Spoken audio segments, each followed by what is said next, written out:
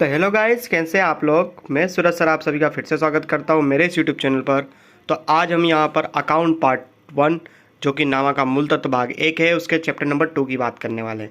अगर आपने इससे पहले हमारा चैप्टर 1 नहीं देखा है तो डिस्क्रिप्शन में मैंने इसकी लिंक दी हुई है, जिससे आके आप उसको चेकआउट कर सकते हैं। पहला चैप्टर आप जरूर देखें, क्योंकि उसके बाद आपको जो चैप्टर चलने वाले हैं आपके आगे, उन चैप्टरों के बारे में आपको ज़्यादा ख्याल आएगा और उसके अंदर जो कंटेंट होंगे उनको आप आसानी से समझ सकते हैं। तो दोस्तों यहाँ पर आज हम चैप्टर 2 को कुछ इंपॉर्टेंट रूल्स जो हैं चैप्टर 2 के, या उसकी जो थेरिकल नॉलेज है थोड़ी, इसको यहाँ पे हम कवर करेंगे, जिससे आपको आगे के जो चैप्टर होंगे उनको याद करने में बहुत ही आसानी रहेगी। यानी उसके क्वेश्चन जो होंगे आपको वो आप आसानी से उसको सॉल्व कर सकते हो। तो याद रहे कि आपको चैप्टर 1 में हमने सारे पारिभाषिक शब्द जो उसको पूरे किए थे वो आपको एक याद रखना है। दूसरी चीज़, अगर आपको नामा अच्छी तरीके से सीखना है तो चैप्टर 2 को आपको डिटेल में देखना पड़ेगा, क्योंकि बहुत ही इंपॉर्टेंट चैप्टर आपके लिए होने वाला है। इसके अंदर जितने भी रूल्स आएंगे या जितने भी इसके अंदर हम नियम पढ़ने वाले हैं, वो सभी नियम आपको नामा के लिए बहुत ही महत्वपूर्ण अपना अपना योगदान रखने वाले हैं। तो आप वीडियो में शुरू से लेकर अंत तक जुड़े रहें। वीडियो बहुत ही मज़ेदार होने वाला है। अगर वीडियो में मज़ा आए तो उसे लाइक एंड शेयर करना ना भूलें। तो चलिए दोस्तों, हम अपने थियरी कॉन्सेप्ट की ओर आगे बढ़ते हैं। अभी मजा आएगा ना भिड़ो। तो चलिए दोस्तों, चैप्टर 2 की हम शुरुआत करते हैं। बहुत ही बढ़िया तरीके से, बहुत ही अच्छे तरीके से इसको हम कवर करने वाले हैं। उम्मीद करता हूँ आपको बहुत ही मजा आएगा इस वीडियो में। तो चैप्टर 2 में सबसे पहले हम देखते हैं इसके नाम की ओर, जो इसमें लिखा है व्यवहारों की दोहरी असर और खातों के प्रकार। तो दोस्तों यहाँ पर दोहरी असर जो होती है वो हमने पिछले जो हमारा वीडियो था उसमें हम देख चुके हैं। व्यवहार के बारे में भी देख चुके हैं। यहाँ पर हमें खातों के प्रकार के विशेष रूप से देखने हैं। फिलहाल इसी कॉन्सेप्ट को हम आगे बढ़ाएंगे। हम शुरुआत से ही चलेंगे यहाँ पर और व्यवहारों की ओर से ही शुरुआत करेंगे। तो सबसे पहले हम देखना है हमें कि हम यहाँ पर व्यवहार के बारे में पढ़ने वाले हैं, पर यहाँ पर हम कौन से व्यवहार पढ़ेंगे। तो आपको याद रखना है धंधा की व्यवहार, क्योंकि ये सारी चीज़ें आपके बिजनेस से जुड़ी होंगी, इसलिए आप धंधा की व्यवहार के बारे में पढ़ने वाले हो। तो यहाँ पर हम देखते हैं कि धंधा की व्यवहार क्या होता है। तो पहले डेफिनेशन, इसकी परिभाषा रीड करते हैं, उसके बाद हम इस कॉन्सेप्ट की और डिटेल करेंगे, चर्चा करेंगे। तो सबसे पहले आपको यहाँ पर दिख रहा होगा, लिखा हुआ है व्यवहार की परिभाषा कि 2 या 2 से अधिक व्यक्तियों के बीच धंधे के लिए। दोस्तों याद रखिए, जो भी मैं पढ़ रहा हूँ उसको दिमाग में उतारते जाइए। 2 या 2 से अधिक व्यक्तियों के बीच धंधे के लिए वस्तु या सेवा के विनिमय के बदले रोकड़ या उधार व्यवहार किया जाए तो उसे धंधा की व्यवहार कहेंगे। यानी कि यहाँ पर दोस्तों आपको 3 चीज़ें याद रखनी है कि जो भी व्यवहार होगा या 2 से अधिक व्यक्तियों के बीच में होगा, और व्यवहार किसके लिए होगा, तो धंधे की वस्तु और सेवा के बदले। ठीक है दोस्तों, तो आपको क्या याद रखना है कि 2 या 2 से अधिक व्यक्तियों के बीच धंधे में जो भी वस्तु या सेवा बन रही है उसका व्यवहार होगा। और विनिमय का मतलब होता है यहाँ पर दोस्तों अदला बदली। ठीक है, तो 2 वस्तुओं की अदला बदली होगी, पैसे आएंगे। ठीक है, पैसे के रूप में वस्तु खरीदोगे। तो वो भी हम पहले चैप्टर में कवर कर चुके हैं डिटेल में कि विनिमय कैसे था और किस तरीके से हुआ। तो यहाँ पर आपको याद रखना है कि वस्तु और सेवा का क्या हुआ, यहाँ पर विनिमय हो रहा है, और वो विनिमय के बदले शर्त क्या है, या तो आप रोकड़ चुकाओगे या फिर आप उधार पे लोगे। और ऐसे ही व्यवहार को हम क्या बोलेंगे, धंधा के व्यवहार। अरे कहना क्या चाहते हो दोस्तों शायद आपको अभी कम समझ में आया। एक उदाहरण लीजिए, जैसे कि अभी गर्मी का टाइम है, तो आप फ्रिज या एसी का उदाहरण ले सकते हैं कि आप सेल्स में गए, आप वहाँ पर जाकर आपने दुकान में गया, आप शॉपकीपर से आपने बोला कि भाई मुझे एक एसी या फ्रिज चाहिए। तो आपने उसको बताया और उसने क्या किया, अलग अलग कंपनी के प्रोडक्ट आपको दिखाना शुरू किया। अब यहाँ पे क्या हो रहा है दोस्तों कि आपने एक प्रोडक्ट उसमें से पसंद कर लिया कि हाँ मुझे यही प्रोडक्ट चाहिए। तो वहाँ पर 2 शर्तें होंगी कि आपको प्रोडक्ट तो प्रोवाइड कर दिया जाएगा, मतलब आपको प्रोडक्ट मिल जाएगा, पर पेमेंट की जो मेथड होगी वो 2 तरीके से हो सकती है दोस्तों। यहाँ पर या तो आप पूरा कैश देकर खरीद लो, या फिर आप उसको उधार पे यानी इंस्टॉलमेंट में ले लो। तो यहाँ पर क्या हुआ दोस्तों कि आपने सामने वाले व्यक्ति से व्यवहार किया, आपने उससे प्रोडक्ट लिया, वस्तु ली या सेवा ली, और आप बदले में उसको पेमेंट कर रहे हो। तो यही परिभाषा दोस्तों इसमें लिखी है, और जो हम बात कर रहे हैं यही धंधा की व्यवहार है। तो यहाँ पर देखिए, आपको स्क्रीन पे दिख रहा होगा, हमने पहले ही पढ़ लिया कि यहाँ पर 2 लोग हुए, 2 से ज़्यादा लोग भी हो सकते हैं, पर फिलहाल अभी मैं और कौन, सामने वाला शॉपकीपर, 2 लोग हैं। हमने वस्तु और सेवा के बदले में व्यवहार किया है। तो इस तरीके से ये पूरी प्रोसेस बनी है दोस्तों। तो आपको ये याद रखना है। ठीक है दोस्तों, आशा करता हूँ कि शायद आपको ये पता चल गया होगा। तो मैं अपने नेक्स्ट इसमें टॉपिक में बढ़ रहा हूँ कि जो धंधा के व्यवहार के प्रकार बताएगा आपको। तो दोस्तों यहाँ पर लिखा हुआ है कि धंधा की व्यवहार जो होता है वो 2 प्रकार के होते हैं। एक तो होता है आर्थिक और दूसरा होता है बिना आर्थिक। दोस्तों यहाँ पे बिना आर्थिक को अनार्थिक व्यवहार भी कहते हैं हम, तो इसके तरीके से भी आप याद रख सकते हो। तो सबसे पहले आपको मैं यहीं क्लियर कर दूं, ऐसे तो आगे आपको पता ही चलेगा, पर आप यहीं से याद रखिए कि धंधा की व्यवहार जो भी हम पढ़ रहे हैं या जो भी हम नामा पढ़ रहे हैं, धंधा की व्यवहार के तो 2 पार्ट हो गए, पर जो भी हम नामा में जिसकी गणना करते हैं, नामा में जो भी हम लिखेंगे वो सिर्फ आर्थिक व्यवहारों का लिखेंगे। यानी कि नामा में सिर्फ आर्थिक व्यवहारों का ही लेखा होगा। बिना आर्थिक व्यवहार या अनार्थिक व्यवहार का कोई भी लेखा होता नहीं है। तो दोस्तों यहाँ से आपको दो चीज़ पता चल गई कि धंधा के व्यवहार के दो प्रकार होंगे, आर्थिक अनार्थिक। पर यहाँ पर आर्थिक व्यवहार का ही लेखा करना है आपको। अनार्थिक व्यवहार की कोई भी एंट्री या कोई भी जो नोट्स है वो हम लिखते नहीं है, क्योंकि अनार्थिक व्यवहार जो होता है वो धंधे में लिखा ही नहीं जाता हो, क्योंकि धंधे में वही चीज़ का लेखा होगा जो पैसे के रूप में हो। अब इसकी डिटेलिंग भी हम आगे करेंगे दोस्तों, आपको बिल्कुल अरे टेंशन नहीं लेने का, अपुन है ना। ठीक है। इसका सॉल्यूशन मैं आपको बताऊंगा किस तरीके से आपको याद रखना है, उसकी चिंता आप बिल्कुल ही मत कीजिए, वो मेरे ऊपर छोड़ दीजिए। बस वीडियो में आप शुरू से लेकर अंत तक बने रहें, जिससे आपको सारी जितनी चीज़ें हैं इंपॉर्टेंट हो पता चल सके। दोस्तों यहाँ पर हम देख रहे हैं कि आर्थिक व्यवहार के दो प्रकार होंगे। तो दोस्तों यहाँ पर रोकड़ व्यवहार है और उधार व्यवहार है, और दूसरा कौन सा व्यवहार है, आंतरिक और बाह्य व्यवहार है। तो यहाँ पर दोस्तों आपको क्या याद रखना है कि रोकड़ उधार व्यवहार होगा, उसके तीन प्रकार है। रोकड़ है तो रोकड़ होगा ही, उधार भी होगा, और एक अन्य व्यवहार इसमें जुड़ जाएगा। दूसरा आंतरिक बाह्य में आंतरिक और बाह्य, इस प्रकार से दो व्यवहार होंगे। तो दोस्तों इससे आपको क्या पता चला, इसमें आपको दो तीन चीज़ें जो मैंने बताई वो आपको ध्यान तो रखनी है। साथ ही साथ इसके साथ ये भी ध्यान रखना है कि आपको बिना आर्थिक व्यवहार से कोई मतलब नहीं है, यानी बिना आर्थिक व्यवहार का लेखा नहीं करना है, आपको आर्थिक व्यवहार की ओर ही जाना है। और आर्थिक व्यवहार जितने भी होंगे उनमें दो व्यवहार बन रहे हैं, रोकड़ उधार और आंतरिक बाह्य। तो उसमें आपको रोकड़ व्यवहार की सारी डिटेलिंग करनी है और आंतरिक बाह्य की भी डिटेलिंग करनी है। तो दोस्तों आपको ये क्वेश्चन हो रहा होगा कि सर इसमें आप बता रहे हो आर्थिक और अनार्थिक व्यवहार, तो हमको ये समझ में आ गया आर्थिक व्यवहार का लेखा होगा, अनार्थिक व्यवहार का लेखा नहीं होगा। तो ये हम पहचानेंगे कैसे कि कौन सा व्यवहार आर्थिक है या कौन सा व्यवहार अनार्थिक है।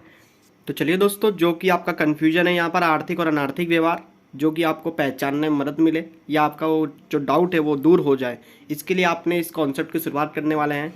ये बड़ी अच्छी बात कही आप। तो आपको याद क्या रखना है कि यहाँ पर आर्थिक अनार्थिक व्यवहार के पहचान के लिए आपको कुछ कीवर्ड्स होंगे और कुछ चीज़ें होंगी जो आप देखकर ही तुरंत बता सकते हो कि ये व्यवहार आर्थिक है कि अनार्थिक है। तो दोस्तों यहाँ पर हम कुछ उन बातों को देख लेते हैं जो आपको आर्थिक और अनार्थिक व्यवहार को पहचानने में मदद करेंगी। तो सबसे पहली बात आपको याद क्या रखनी है दोस्तों कि जो आर्थिक व्यवहार होता है उसे हम द्रव्य यानी कि मुद्रा में माप सकते हैं, यानी कि उसकी वैल्यू जो दी होगी वो पैसों में दी होगी। ठीक है दोस्तों, पहली बात आपको याद रखनी है कि अगर कोई भी आर्थिक व्यवहार है तो पैसे में लिखा होगा। जैसे कि 5,000 रुपये का व्यवहार हुआ, 10,000 का हुआ, 15,000 का, 20,000 का, यानी कि पैसे का उल्लेख होगा उस व्यवहार में, तो व्यवहार आप आर्थिक मान सकते हो। ठीक है दोस्तों, यानी पहला बड़ा कीवर्ड हो गया कि द्रव्य के उल्लेख होगा या मुद्रा का उल्लेख होगा या उसमें आप माप सकते हो। दूसरा, सिर्फ उल्लेख होने से पैसे की बात से ही नहीं चलेगा, वहाँ पर वस्तु की लेन देन भी होनी चाहिए। अगर मान लो आपको उल्लेख दिया हुआ है पैसे का पर वस्तु की लेन देन नहीं हो रही, आप किसी को गिफ्ट दे रहे हो, ठीक है, किसी को मतलब आप क्या बोलते हैं सेवा के रूप में दे रहे हो, तो फिर वो जो चीज़ें हैं वो अनार्थिक व्यवहार में आ जाएंगी। तो इसलिए याद रखिए कि आर्थिक व्यवहार वही होगा जिसमें पैसे का उल्लेख हो और वस्तु की क्या होती है लेन देन। ये सबसे बड़ा कीवर्ड है दोस्तों कि लेन देन होना चाहिए। वस्तु की लेन देन होगी तो वही व्यवहार आर्थिक व्यवहार माना जाएगा, और देनदार और लेनदार का प्रश्न भी तभी खड़ा होगा। कैसे, तो आप खुद सोचिए, अभी हमने ऊपर के कॉन्सेप्ट में बात की, आप किसी वस्तु को लेओगे तो क्या होगा, आप पेमेंट करोगे तो आपके पास दो ऑप्शन रहते हैं ना, या तो आप रोकड़ दे दो, कैश दे दो, या फिर आप क्या करोगे कि उस पेमेंट को इंस्टॉलमेंट में भरोगे या उधार पे आप सामान ले आओगे। इसका मतलब ये हो गया। तो यहाँ पर क्या होता है, जब आप भविष्य में चुकाने का वादा करते हो या उधार सामान लेते हो तो देनदार और लेनदार का संबंध खड़ा होगा। तो आपको पता होना चाहिए कि देनदार और लेनदार कब आते हैं, जब उधार व्यवहार होगा। और उधार व्यवहार कब होगा, तो जब धंधे में किसी वस्तु या सेवा का लेन देन होगा तब। इसका मीन्स आपने जो ऊपर परिभाषा पढ़ी दोस्तों अभी धंधा के व्यवहार की, वो आपको आर्थिक व्यवहार के बारे में बताती है कि आपको धंधा के व्यवहार में उन्हीं व्यवहारों को देखना है जो कि द्रव्य के रूप में हो, यानी पैसे के रूप में हो, जहाँ पे वस्तु और सेवा की लेन देन होती है और जहाँ पे लेनदार या देनदार का प्रश्न खड़ा होता हो। तो दोस्तों ये तीन चीज़ आप याद रखो तो आप आर्थिक व्यवहार को आसानी से पहचान सकते हो। कुछ अनार्थिक व्यवहार में भी कुछ चीज़ें आपको पता लगा सकती है कि वो व्यवहार अनार्थिक है कि नहीं, या आर्थिक से अलग कैसे है, तो उसको भी देख लेते हैं। सबसे पहली बात देखो दोस्तों, यहाँ पर द्रव्य का उल्लेख नहीं होता, यानी ज़्यादातर आप जो व्यवहार देखोगे वहाँ पर आपको पैसे दिए नहीं होंगे, पर कुछ कंडीशन में दोस्तों आपको यहाँ पैसे भी दिए होंगे, तो आप उसको फिर कैसे पहचानोगे। अभी हम इलस्ट्रेशन एक करेंगे, उदाहरण देखेंगे, उसमें पता चलेगा आपको कि यहाँ ऐसे व्यवहार भी आ जाते हैं कभी कभार जिनमें पैसे का उल्लेख होता है फिर भी वो अनार्थिक व्यवहार होता है। तो दोस्तों आपको क्या याद रखना है कि वहाँ पर पैसे का उल्लेख तो होता नहीं मोस्ट ऑफ में, पर अगर किसी में अगर द्रव्य दिया हुआ है, द्रव्य का उल्लेख है, तो वहाँ पर वस्तुओं की लेन देन नहीं हो रही होगी, यानी कि वहाँ पर आप वस्तु खरीद नहीं रहे होंगे, वहाँ पर आप किसी को गिफ्ट में दे रहे होंगे वस्तु, ठीक है, कोई तरीके का आप प्लानिंग कर रहे होंगे या कोई तरीके की आप मीटिंग कर रहे होंगे या किसी को सैंपल के रूप में वस्तु दे रहे होंगे, उससे कोई भी पैसे की लेन देन होगी नहीं। यानी वस्तु तो ट्रांसफ़र होगी, इधर से वस्तु आपने उसको दे दी कस्टमर को, वो वस्तु आपको मिल जाएगी, वो चली जाएगी, पर वहाँ पर क्या होगा रियलिटी में कि आप पैसा नहीं लोगे उसके बदले में। अब आप किसी को गिफ्ट देते हो, क्या पैसा मांगते हो? आप सोचो आप बर्थडे पार्टी में गए हो, आपने अपने फ्रेंड को गिफ्ट दिया, तो क्या आप उससे पैसा मांगोगे कि भाई इतने का गिफ्ट दिया मुझे पैसा चाहिए? तो आप खुद सोचिए ऐसा हो सकता है? तो ये तो नहीं होगा ना ऐसा। या आप दूसरी तरीके से सोच लो कि आपने क्या किया है, किसी को ऑर्डर दिया, जैसे कि आप किसी शॉप में गए, आपने बोला भाई मुझे ये चीज़ चाहिए, तो मैं इसका ऑर्डर देता, या फ़ोन पे आपने क्या किया, ऑर्डर किया। चलो आप फ़ोन ऑर्डर करते हो ऑनलाइन ऑर्डर ले लो अमेजोन का। आपने अमेजोन से फ़ोन मंगाया, आपने ऑर्डर किया, कैश ऑन डिलीवरी आपने ऑप्शन रखा है, घर पे आके पैसा ले जाएगा। तो जब तक वो सामान नहीं देगा तब तक आप पैसा दोगे नहीं। तो आप जो ऑर्डर कर रहे हो ना उसमें अभी आपने पेमेंट नहीं की है। अगर आप ऑर्डर करते समय पेमेंट कर देते हो तो फिर वो आर्थिक होगा, पर अगर आपने पेमेंट नहीं किया, ऑर्डर दिया है, तो ऑर्डर देने का मतलब होता है कि यहाँ पर आप ही आपके जो पैसे की लेन देन नहीं हुई है, इसलिए उसको अनार्थिक व्यवहार कहेंगे। जस्ट एग्जांपल, होटल में जा रहे हो खाना खाने, आप पहले ऑर्डर देते हो आपको क्या खाना है, कि आप तुरंत पेमेंट कर देते हो। पहले आप ऑर्डर दोगे, खाओ पियोगे, उसके बाद आप बिल पे करोगे ना। तो अगर आप ऑर्डर शब्द देख रहे हो तो वो भी क्या बता रहा है, वो ये बता रहा है कि अनार्थिक व्यवहार है। अगर आप नमूने के रूप में कोई चीज़ देख रहे हो तो भी अनार्थिक व्यवहार है। नमूना मतलब यहाँ पर सैंपल होगा, फिर आप वो नमूना मत समझ लेना जिससे आप बोलते हो चिढ़ाने के लिए। यहाँ पे नमूने का मतलब सैंपल के रूप में आपने माल दिया हो और आपने किसी चीज़ का आयोजन या प्लानिंग किया हो, यानी उसको आपने अभी क्या किया है, उतारा नहीं है ज़मीनों पर, आपने सिर्फ प्लानिंग में रखा है उसको, वो चीज़ को। तो ये कुछ शब्द हैं जो आप पहचान सकते हो कि अनार्थिक व्यवहार है कि नहीं। बाकी वो सारी कंडीशनें इसमें तो आएंगी कि कोई अनार्थिक व्यवहार होगा तो पैसे में नहीं होगा। अगर फिलहाल पैसे में है तो वस्तु या सेवा की लेन देन नहीं होगी, और वहाँ पर देनदार या लेनदार जैसा कोई भी संबंध आता नहीं है, क्योंकि दोस्तों पैसे की लेन देन ही नहीं होगी तो ना ही रोकड़ व्यवहार होगा, ना ही उधार व्यवहार होगा, तो वहाँ पर देनदार और लेनदार का प्रश्न ही नहीं आ सकता। आई होप आपको इस थोड़ा समझ में आ गया होगा। आप इसे याद कर लें या इसे ध्यान रखें, क्योंकि आगे के कॉन्सेप्ट जो हैं ये इसी से आने वाले हैं।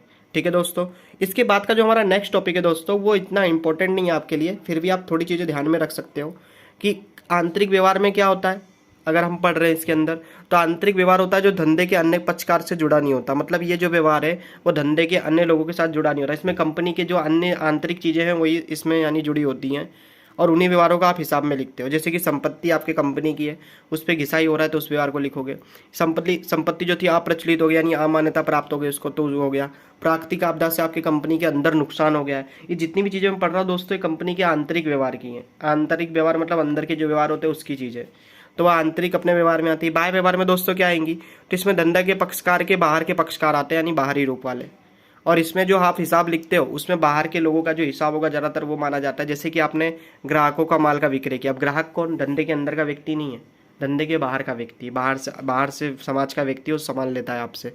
ठीक है, आपने मजदूरी का भुगतान किया कर्मचारियों को, बैंक में ब्याज से आपको मिल गया। ठीक है, बीमा प्रीमियम, जितनी भी चीज़ें मैं पढ़ रहा हूँ, यंत्र की खरीदी, ये सारी की सारी क्या है, आपके बाह्य व्यवहार की दृष्टि से आती हैं। तो दोस्तों आपको इन शॉर्ट अगर मैं बोलूँ तो आप ये याद ना रखें तो भी चलेगा, आपके थोड़ा सिलेबस में, इसलिए मैंने यहाँ पे शामिल कर लिया। आपको मोस्ट चीज़ें ये याद रखनी है, क्योंकि ये आपको आगे की सारी जितनी भी चीज़ें हैं उसको सॉल्व करने में, हल करने में मदद करेंगी। अगर आप ये याद रखोगे तो उसकी सहायता से अपने बाकी की चीज़ें सीख सकते हैं। तो चलिए दोस्तों अपने नेक्स्ट कॉन्सेप्ट की ओर हम आगे बढ़ते हैं। यहाँ पर हम नई स्लाइड में आ चुके हैं और आपके उस डाउट को यहाँ पर हम हल करने वाले हैं, जो आपका डाउट है कि आर्थिक और अनार्थिक व्यवहार को पहचानेंगे कैसे।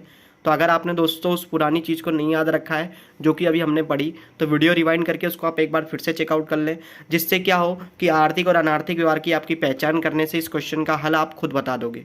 तो दोस्तों अगर मैं आशा करता हूँ कि आपको पुरानी चीज़ें याद होंगी और आपने वीडियो शायद रिवाइंड करके देख लिया। अगर आपको समझ में ना आया हो तो आप देख लो, जिससे आगे की चीज़ें आपको क्या हो, जो अभी मैं चलाने जा रहा हूँ उसमें आपको ज़्यादा समझ में आए। तो दोस्तों हम इसकी शुरुआत करते हैं। यहाँ पर सबसे पहला शब्द दिखा है हमें, देखिए क्वेश्चन में करना क्या है। उदाहरण नंबर 1 आपकी बुक का सवाल है, इसमें लिखा है कि आर्थिक व्यवहार है कि अनार्थिक है, उसको हमको पहचानना है। ठीक है, इसके कारण भी बताने हैं। तो फिलहाल हम यहाँ देखते हैं कि आर्थिक व्यवहार है कि अनार्थिक है। तो यहाँ पर लिखा हुआ है कि 10,000 की आपने संपत्ति खरीदी। तो दोस्तों यहाँ पर क्या आपको पता चल रहा है, बताओ। हमने आर्थिक व्यवहार में क्या देखा था, पैसे का उल्लेख होगा, पैसे का उल्लेख है। दूसरा आर्थिक व्यवहार की शर्त क्या थी कि लेन देन होगी। 10,000 की संपत्ति खरीदी है दोस्तों हमने, तो यानी हमने संपत्ति खरीदेंगे और बदले में 10,000 रुपये देंगे। तो वस्तु और सेवा जो हो रही है यहाँ पर आदान प्रदान हो रहा है उसका। ठीक है, यहाँ पर जो हमने संपत्ति खरीदी वो हमारे पास आएगी और हम क्या देंगे, उसको पैसे देंगे। यानी कि दोस्तों ये आर्थिक व्यवहार लग रहा है। ठीक, अनार्थिक क्यों नहीं है, आप पहचान सकते हो कि यहाँ पर कोई भी अनार्थिक शब्द के जो जुड़े हुए पहचानिंग वर्ड है वो दिए हुए हैं। ऑर्डर लिखा है, यहाँ पर भेंट लिखा है, किसी को आपके गिफ्ट में दिया है, सारी चीज़ें लिखी है, तो आपका जवाब होगा नहीं। इसलिए कैसा व्यवहार माना दोस्तों, आर्थिक, क्योंकि यहाँ पर आपको कोई चीज़ दिख रही है, वो आपने खरीदी है, बिक्री की है, तो वो आपके अनार्थिक व्यवहार में नहीं होता, वो आर्थिक व्यवहार में माना जाता है। ठीक है दोस्तों, तो यहाँ पर आपने संपत्ति खरीदी है इसलिए पैसे का लेन देन होगा, इसलिए आपका कौन सा व्यवहार माना जाएगा दोस्तों, ये आर्थिक व्यवहार माना जाएगा। तो एक कीवर्ड आप ये भी याद रख सकते हो कि आप खरीदे हो कोई चीज़ या बेचे हो, तो मोस्ट ऑफ वो भी चीज़ें कौन सी होंगी, हमारी आर्थिक व्यवहार के अंदर ही आएंगी। सेकंड लिखा है दोस्तों हमारा, राधा के पास से संपत्ति हमने साख पर खरीदी। तो दोस्तों हमने देखा आप उधार पे खरीदो या रोकड़ में खरीदो उससे मतलब नहीं है। अगर आप खरीद रहे हो, पैसे का उल्लेख है, ठीक है, संपत्ति खरीद रहे हो या कोई भी वस्तु खरीद रहे हो, तो वो कौन सा व्यवहार है? आर्थिक व्यवहार है। ठीक है दोस्तों, बहुत ही अच्छा, आप अच्छी तरीके से आगे बढ़ रहे हो। तीसरा यहाँ पे लिखा है कि 20,000 में संपत्ति बेची। तो खरीदा हो कि बेचा उससे मतलब नहीं है दोस्तों, आपने संपत्ति बेची यानी आपके पास पैसे आएंगे। और यहाँ पर क्या हो रहा है कि आपके संपत्ति का विक्रय हो रहा है, तो यहाँ पर वस्तु और सेवा का लेन देन हो रहा है, इसलिए कौन सा व्यवहार है दोस्तों? ये आर्थिक। तो देखिए दोस्तों, हमने जो तीनों व्यवहार पढ़े उस तीनों में क्या तुम्हारी कंडीशन पूरी हो रही है? तो यस, पहली चीज़ पैसे का उल्लेख है, दूसरी चीज़ वस्तु और सेवा की लेन देन हो रही है, ठीक है, तो आर्थिक व्यवहार बन गया भाई। इसमें भी 12,000 रुपये पैसे दिए हुए हैं, वस्तु और सेवा जा रही है, ठीक है, संपत्ति का लेन देन हो रहा है। इसमें भी पैसे दिए, संपत्ति का लेन देन हो रहा है, इसमें भी पैसे दिए, संपत्ति का लेन देन हो रहा है। यानी कि अगर आपको पैसे दिख रहे हैं, पैसे का उल्लेख है, तो वो ज़्यादातर आर्थिक व्यवहार ही होगा। पर एक कंडीशन आपको और चेक करने की कि वस्तु और सेवा का इसमें विक्रय हो रहा है कि नहीं। ठीक है दोस्तों, तो अगर आपको पैसे दिए और वस्तु और सेवा का विक्रय हो रहा हो तो वह आर्थिक है। पर कभी कभार कैसा होता है कि आपको पैसे नहीं दिए होंगे, तो आप तुरंत पहचान सकते हो कौन सा व्यवहार है? अनार्थिक व्यवहार है। ठीक है, कभी कभार कुछ ये चेंजें होंगी शर्तों के अधीन, वो आप आगे सीखोगे। फिलहाल यहाँ पर अगर ऐसा एग्जाम्पल देखना हो तो यहाँ पर दिख रहा है, देखो दोस्तों, लिखा है कि एक संपत्ति खरीदने का आयोजन किया। तो दोस्तों यहाँ पर क्या है, तुमने आयोजन किया है। पहली बात, आप पहचान कैसे सकते हो? पैसे नहीं दिया है तो अनार्थिक व्यवहार हो गया, पहली पहचान इसकी ये है गई। दूसरी पहचान क्या कि संपत्ति खरीदने का आपने आयोजन किया, ये हमारा कीवर्ड था, इससे पहचान सकते हो, तो ये अनार्थिक व्यवहार है। दूसरा यहाँ पर इसी के नीचे लिखा है दोस्तों, इसमें भी देखो पैसे का उल्लेख कहीं दिख रहा है आपको? नहीं दिख रहा है, तो ये अनार्थिक व्यवहार हो गया। तो इस तरीके से आर्थिक और अनार्थिक व्यवहार की आप पहचान रख सकते हो। इसमें कीवर्ड हमारा क्या दिया हुआ है? मीटिंग। दोस्तों जब मीटिंग हो रही है तो यहाँ पर कोई भी वस्तु की लेन देन नहीं हो रही, सिर्फ मीटिंग रखी है और आप इसमें पैसे का उल्लेख भी नहीं कर रहे हो, तो इसलिए कौन से व्यवहार माने जाएंगे दोस्तों? ये अनार्थिक व्यवहार है। पर इसके ऊपर जो एक व्यवहार दिया है वो आपको बहुत ही दिमाग में रखना है, क्योंकि वो आपका जो है व्यवहार शायद ज़्यादा समझा सके, गलत कर सकता है कभी आपका क्वेश्चन, या आप गलत कर सकते हो। तो यहाँ पर देख लें, यहाँ पर लिखा है 10,000 का माल, तो देखो पैसे का उल्लेख तो है। मैंने क्या बताया था, अनार्थिक व्यवहार में कभी कभार पैसे का उल्लेख होगा, मोस्ट ऑफ जो व्यवहार होंगे उनमें नहीं होगा, पर कभी कभार अनार्थिक व्यवहार में उसका उल्लेख होता है। तो यहाँ पर देखिए दोस्तों, पैसे का उल्लेख तो है, पर आगे लिखा है कि माल भेजने का ऑर्डर दिया, उसका वचन मिला। तो दोस्तों वचन का मतलब होता है वादा, यानी आपने ऑर्डर दिया है, वचन दिया है, वादा किया है, अभी आपने माल भेजा नहीं, यानी आपको अभी पेमेंट नहीं मिली है यहाँ पर। इसके लिए यहाँ पर क्या हो रहा है, पैसे का उल्लेख तो हो रहा है दोस्तों, पर हमारी दूसरी चीज़ जो है वो पूरी नहीं हो रही है। पैसे का उल्लेख है मतलब आर्थिक व्यवहार मान रहे हो आप, पर दूसरी कंडीशन भी पूरी होनी चाहिए ना, कि वस्तु की लेन देन होनी चाहिए। तो यहाँ पर वस्तु की लेन देन अभी हुई नहीं है, सिर्फ ऑर्डर मिला है, उसका वादा मिला है, वचन मिला है, अभी तक वस्तु की लेन देन और पैसे की लेन देन नहीं हुई है। तो दोस्तों इसलिए कौन सा व्यवहार बन गया? ये हमारा अनार्थिक व्यवहार बन गया। तो चलिए दोस्तों, इन सभी व्यवहारों को हम लाइन टू लाइन देख लेते हैं। तो आपको अगर इस वीडियो में कोई परेशानी हो रही है तो आप इसको रिवाइंड करके देख सकते हैं, या पीछे का कॉन्सेप्ट एक बार चेक कर लें, जिससे आपको ये सारी मुसीबत जो आपको आ रही है वो क्या हो सके, हल हो सके। तो दोस्तों यहाँ पर आगे नेक्स्ट स्लाइड जब आप देखोगे इसमें आगे की ओर, तो इसमें आपके बुक के उदाहरण का मैंने इसमें आंसर लिया हुआ है। यहाँ पर आपको कारण और उसके सामने सारी चीज़ें लिखी हुई हैं। तो यहाँ पर लिखा है, देखो दोस्तों, आपने 10,000 की संपत्ति खरीदी तो ये रोकड़ व्यवहार हो गया, आर्थिक व्यवहार। ठीक, यहाँ पर ये कौन सा व्यवहार हो गया? ये भी आर्थिक व्यवहार हो गया, क्योंकि आपने यहाँ पर संपत्ति की लेन देन की है। रोकड़ की उधार उससे मतलब नहीं, संपत्ति की लेन देन होनी चाहिए दोस्तों। ठीक है, ये भी आर्थिक है, ये भी आर्थिक व्यवहार है, ये भी आर्थिक व्यवहार है। तो इस तरीके से सारे व्यवहार जो भी आपके हैं वो आर्थिक हैं। हम पांचवें से देखते हैं, यहाँ पर लिखा है 8,000 मजदूरी के चुकाए। तो दोस्तों यहाँ पर देखो, मजदूरी जो है वो कोई वस्तु नहीं है, पर मजदूरी एक सेवा दी आपने, उसके पैसे चुका रहे हो। तो यहाँ पर सेवा के बदले में तो पैसे जा रहे हैं, इसलिए ये कौन सा व्यवहार हो गया? आर्थिक। 9,000 भाड़ा के मिले, आपको पैसे मिल रहे हैं, यानी आपके पास पैसे आ रहे हैं। भाड़ा मतलब आपका एक सेवा दी आपने भाड़े की, इसलिए आपका आर्थिक व्यवहार माना जाएगा। देवा यानी आपने दायित्व चुकाया, ये भी इसका व्यवहार है। पैसे का उल्लेख है, और यहाँ पर सारे शब्द जितने भी आ रहे हैं उसमें आप लेन देन हो रहा है, इसलिए सारे व्यवहार है। पर जो हमारा 9वां शब्द था, तो इससे देखो इसमें लिखा हुआ है अनार्थिक। ठीक है, तो तीनों चीज़ें अनार्थिक आपको मिल गई होंगी। इसका कारण क्या है? क्योंकि यहाँ पर इसका कारण लिखा हुआ है कि रोकड़ व्यवहार भी नहीं है और लेन देन भी नहीं हो रहा है, यानी कि यहाँ पर रोकड़ तो शब्द है, आप ऐसे देख सकते हो कि रोकड़ शब्द है, पर यहाँ पर क्या हो रहा है कि लेन देन नहीं हो रहा है, इसलिए क्या बन गया है? ये अनार्थिक व्यवहार बन गया। और यहाँ पे तो रोकड़ शब्द है ही नहीं, और यहाँ भी शब्द है ही नहीं, और लेन देन की तो बात ही नहीं होगी फिर। तो इस तरीके से आप दोस्तों रोकड़ यानी कि आर्थिक और अनार्थिक व्यवहार की पहचान कर सकते हो उन शर्तों के अधीन। आई होप आपको ये समझ में आ गया होगा। तो इसका अगला कॉन्सेप्ट हम डिटेलिंग में पढ़ते हैं, जिसके इसके बारे में हम और जानकारी प्राप्त कर सकें। तो चलिए दोस्तों, हम अपने नेक्स्ट कॉन्सेप्ट की ओर आगे बढ़ते हैं। तो इसके पहले हमने क्या देखा? अब इसके पहले हमने ये देखा कि आर्थिक व्यवहार क्या है और अनार्थिक व्यवहार क्या है, और हमने ये देखा नामा में कि हम आर्थिक व्यवहारों का लेखा करेंगे, अनार्थिक व्यवहारों का नहीं करेंगे। ठीक है, आपको इतनी पहचान मिल गई होगी, अभी कुछ ही समय पहले हमने देखा है।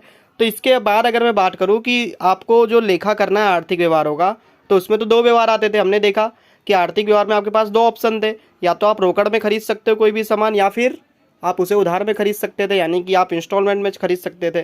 तो आपके पास दो ऑप्शन रहते थे, या तो आप रोकड़ में खरीद लो या तो आप उधार में यानी कि इंस्टॉलमेंट में खरीद लो। तो दोस्तों यहाँ पर क्या होगा, यहाँ पर हमें ये देखने वाला है कि कौन सा व्यवहार रोकड़ होगा और कौन सा व्यवहार उधार। यानी कि इसके पहले आपने पहचाना आर्थिक और अनार्थिक। अनार्थिक को तो लिखना नहीं है, तो अनार्थिक तो साइड में हो गया। अब आपके पास बचा आर्थिक व्यवहार। तो आर्थिक में भी आपको ये पहचानना है कि रोकड़ कौन सा है और उधार कौन सा है। तो ये सब क्या देखना पड़ रहा है। चलिए दोस्तों, उसी कॉन्सेप्ट की ओर हम आगे बढ़ रहे हैं। तो सबसे पहले आपको याद क्या रखना है कि रोकड़ व्यवहार जब भी आप देखोगे या चेक करोगे तो आपको ये देखना है कि रोकड़ व्यवहार में 3 चीज़ों का उल्लेख होना चाहिए, तो वो रोकड़ व्यवहार कहा जाएगा। सेम टू सेम वही कॉन्सेप्ट हमारा उधार व्यवहार में भी होगा। क्या बोला तूने? 3 चीज़ों के उल्लेख से रोकड़ और उधार के व्यवहार की पहचान होगी। तो सबसे पहले देखते हैं कि रोकड़ व्यवहार में कौन सी चीज़ों का उल्लेख होगा, तो रोकड़ होगा। तो पहली चीज़ इसमें लिखी है रोकड़ बैंक या तो फिर चेक शब्द का अगर आपको दिख रहा है, आप कोई सेंटेंस पढ़ रहे हो उसमें रोकड़ लिखा हुआ आ रहा है, बैंक लिखा हुआ है, या फिर कोई चेक जैसा शब्द ऐसा प्रयुक्त हो रहा है, तो उसको समझ लीजिए आप वो रोकड़ व्यवहार है।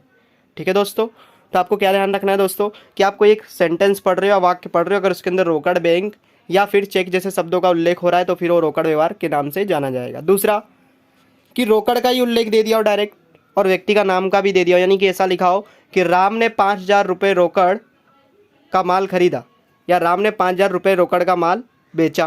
तो इसका मतलब क्या हुआ कि यहाँ पर राम एक व्यक्ति है और लिखा है कि रोकड़ में बेच रहा है, रोकड़ शब्द हो गया। तो हमने ऊपर देख लिया रोकड़ शब्द का उल्लेख होगा तो वो रोकड़ व्यवहार तो है ही। पर अगर मान लो व्यक्ति का नाम भी आ गया दोस्तों, आप कंफ्यूज हो जाते हो यहाँ पर कि व्यक्ति का नाम भी दिख रहा है राम और वहाँ पे दिख रहा है रोकड़, फिर कंफ्यूज कि क्या व्यवहार लिखो। तो अगर नाम हो और रोकड़ दोनों हो तो भी वो रोकड़ व्यवहार ही है। सिंपल कॉन्सेप्ट है।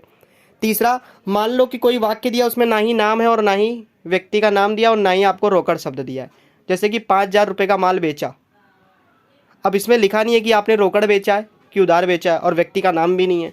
तो अगर आपका कोई ऐसा उदाहरण हो कि जिसमें व्यक्ति का नाम भी नहीं आ रहा है और जिसमें रोकड़ शब्द भी नहीं आ रहा है तो भी वो रोकड़ व्यवहार ही माना जाएगा। तो दोस्तों आपको रोकड़ व्यवहार की पहचान याद रखनी है, क्या क्या पहचान है, उसके क्या क्या उल्लेख होगा। तो आपको याद रखना है कि रोकड़ व्यवहार तब होगा जब रोकड़ या बैंक या चेक शब्द का उल्लेख होगा। रोकड़ व्यवहार तब होगा जब व्यक्ति का नाम हो और रोकड़ दोनों हो। रोकड़ व्यवहार तब भी हो सकता है कि जब व्यक्ति का नाम भी ना हो और रोकड़ भी ना हो, तब भी वो रोकड़ व्यवहार ही माना जाएगा।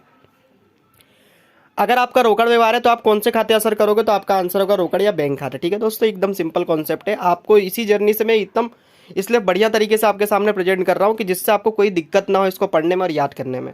ठीक है, तो सारे कॉन्सेप्ट आपके माइंड में आ रहे हैं क्योंकि इस तरीके से मैंने अरेंज किया, इनको एक तरीके से रखा है। तो आप इसको अगर इसको माइंड में रखोगे तो आपको जो आगे की जर्नी होगी, आगे की चैप्टर होगी, उसमें आपको कभी भी कोई दिक्कत नहीं आएगी।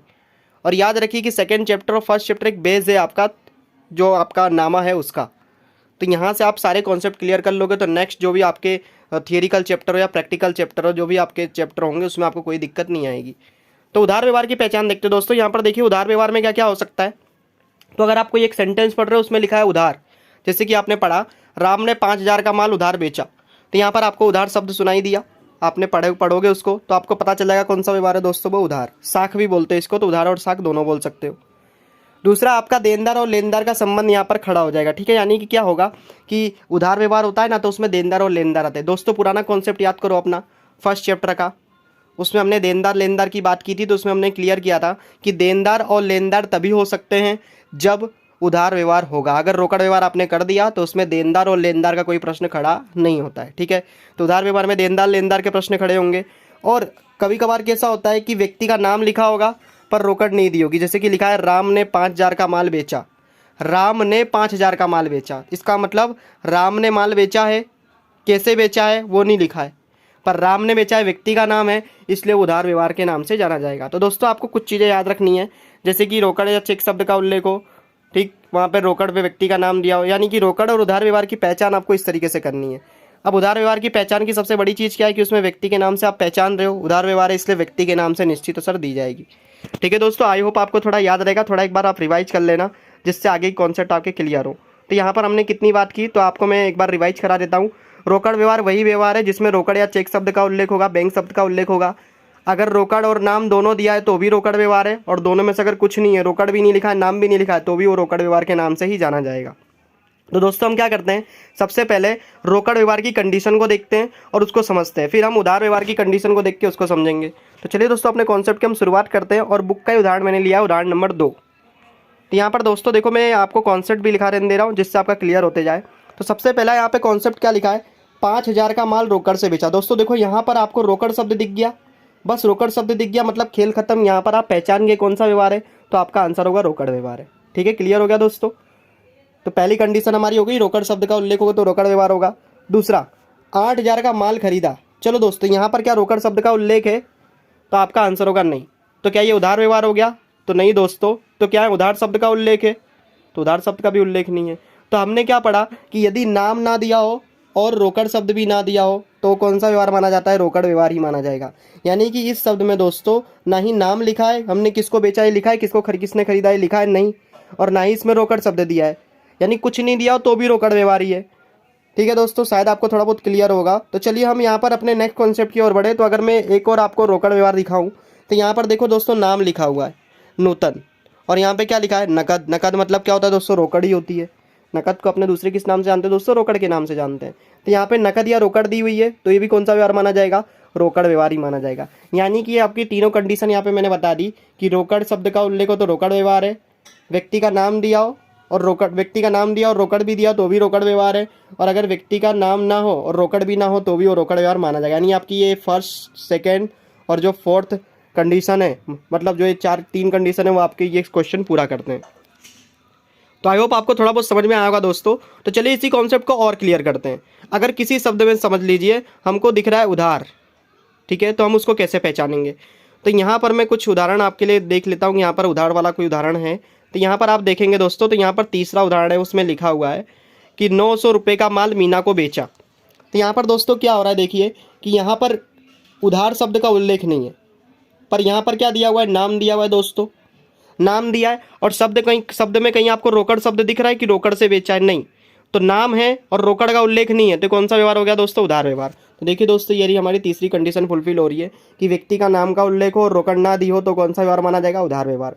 आप जैसे जैसे प्रैक्टिस करोगे ना दोस्तों, इसकी आपको आदत पड़ती जाएगी और आपको कोई भी चीज़ याद करने की जरूरत नहीं पड़ेगी, आपको प्रैक्टिस से ही सारी चीज़ें याद रह जाएंगी। ठीक है दोस्तों, तो अपने कॉन्सेप्ट में हम आगे बढ़ते हैं और इसी को और क्लियर करते हैं। तो यहाँ पर दो और मुझे उधार व्यवहार दिख रहे हैं। एक तो ये रहा हमारा 8वां, यहाँ पे क्या लिखा है दोस्तों, 5,000 का श्रीजी फर्नीचर में से फर्नीचर खरीदा। तो देखो यहाँ पर नाम दिया, तुमने फर्नीचर कहाँ से खरीदा, श्रीजी फर्नीचर मार्ट में से, ऐसा लिखा है तुमने रोकड़ खरीदा, तो आंसर होगा नहीं। नाम दिया है पर रोकड़ शब्द नहीं है, तो नाम हो रोकड़ शब्द ना हो तो कौन सा व्यवहार माना जाता है दोस्तों, उधार व्यवहार। आई होप आपको एक कॉन्सेप्ट क्लियर हो रहा होगा। कुछ कॉन्सेप्ट को और हम देख लेते हैं। तो यहाँ पर लिखा है दोस्तों 5,000 का माल रोकड़ी खरीदा। रोकड़ी का मतलब क्या होता है दोस्तों, रोकड़ से खरीदा तो रोकड़ व्यवहार हो गया। हाँ दोस्तों, चलो इसकी तरफ हम बढ़ते हैं। क्वेश्चन नंबर हमारा 10, यहाँ लिखा है कमीशन के मिले। कमीशन के मिले लिखा है रोकड़ से मिले, नहीं। क्या नाम दिया है किसी को मिले, किसको मिले, नहीं। नाम भी नहीं है, रोकड़ भी नहीं है, तो दोस्तों हमारा कौन सा व्यवहार है, तो आपका आंसर होगा रोकड़ व्यवहार है।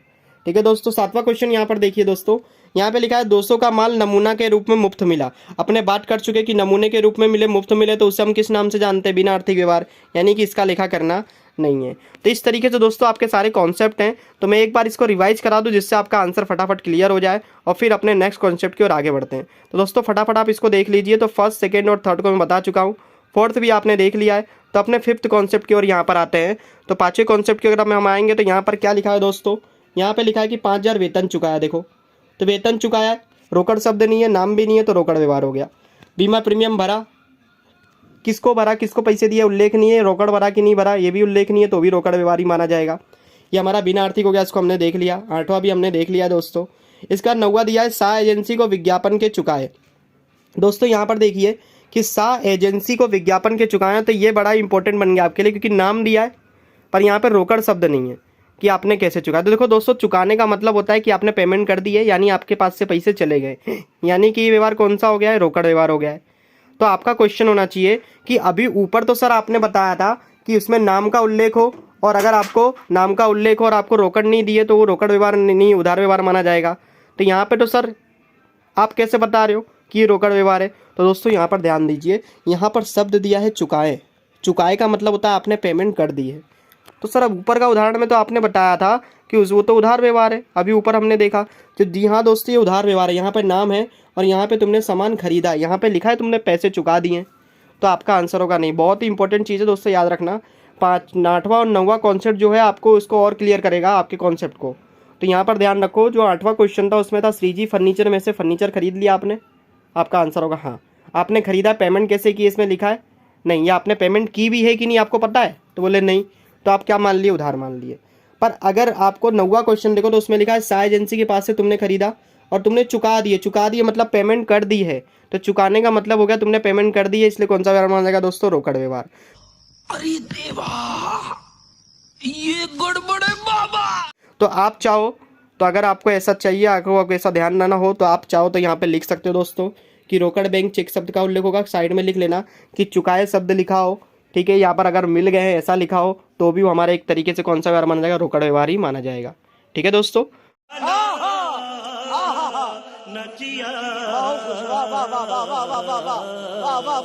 तो आपको ये याद रखना है, बहुत ही इंपॉर्टेंट कॉन्सेप्ट है। अगर आपको थोड़ा नहीं समझ में आ रहा तो वीडियो रिवाइज कर लें और मेरी बातों को फिर से ध्यान से सुने जो अभी मैंने बताया।